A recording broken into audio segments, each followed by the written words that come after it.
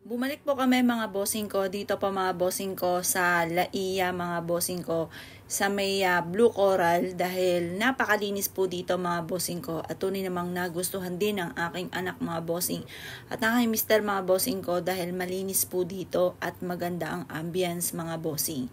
Tapos kahit magyapa ka mga bossing ko sa buhangin, maganda yung buhangin po nila at hindi ka maaanilangan na magyapak dahil walang mga durog na mga shell kasi may napuntahan din kami na nakakatakot magyapak.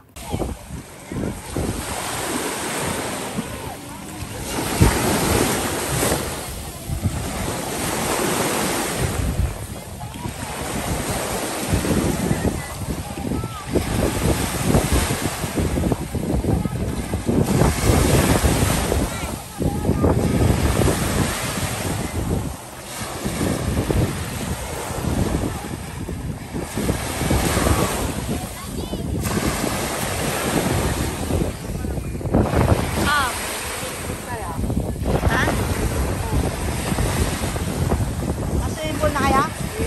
Masaya swimming pool na? Ayan pa mga bossing ko, super cute.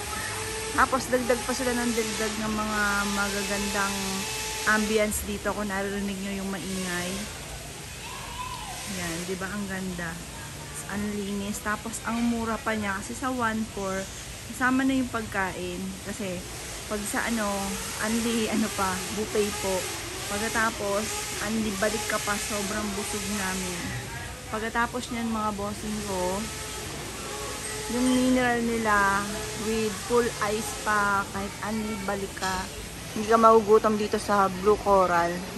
Basta sa entrance, magbayad ka lang ng 1.4. Ganyan kaganda yung ambience dito. Ayan po, ganyan siyang kaganda yung ambience. Napakalinis pa dito mga bossing.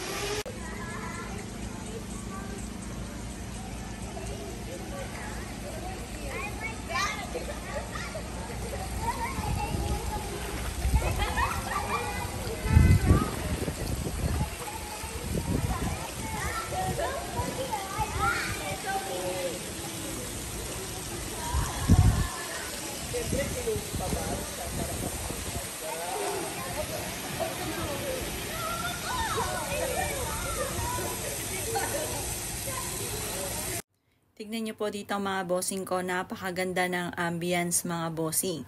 Syempre mga bossing, ito ay isa rin sa mga nagustuhan ko, ang waterfalls sa Mahal na Birhen. Dahil meron tayong ganyan sa bahay mga bossing. Kaya ako ay parang tinatawag ng kalikasan. 1, 2,